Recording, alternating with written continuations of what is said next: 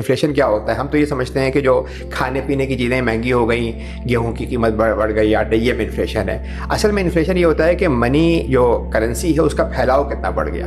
अगर आज जो है वो पाकिस्तान में फॉर एग्जांपल जो करेंसी है या मनी है वो तकरीबन 40 ट्रिलियन, अगर आप इसको डबल कर देंगे आज तो हर चीज़ की कीमत आप समझे थोड़े अरसे में डबल हो जाएगी। तो ये उस ज़माने में फिर क्या हुआ, जब अपने रसीदें इन्होंने ज़्यादा इशू करनी शुरू की तो महंगाई हुई और मसाइल हुए।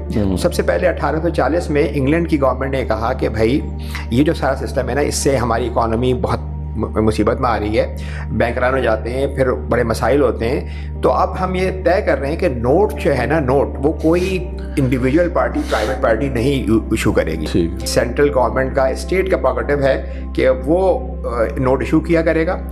तो और इंग्लैंड उस ज़माने में डोमिनेंट पावर थी, पूरा दुनिया में तोती उनका बोलता था, तो उनको देखा देखी ऑल जो यूरोपियन कंट्रीज़ हैं, अमेरिका, उन्होंने सबने फॉलो कर लिया। और एक तरह से जो मनी क्रिएशन है वो चली गई सारी स्टेट के पास। लेकिन गुज़श्ता 200 सालों में फिर ये हुआ कि जो ट्रांजैक्शन जो नोटों की सूरत में होती थी, जैसे जाके नोट, वो आहिस्ता आहिस्ता कम होती गई। और आज दुनिया में ये पोजीशन है कि जो ट्रांजैक्शन हो रही हैं, जो सेल और परचेज हो रही है, वैल्यू के लिहाज से 97% डिजिटल हो रही है नंबरों में। अच्छा, 97% और सिर्फ 3% जो है यानी वैल्यू की सूरत में है। छोटी मोटी ट्रांजैक्शन थी लेकिन बड़ी ट्रांजैक्शन। तो अब जो है वो बैंक यानी वो जो मनी पहले नोटों की सूरत में सुनार की क्रिएट किया करते हैं, ये नंबर्स की सूरत में क्रिएट करते हैं।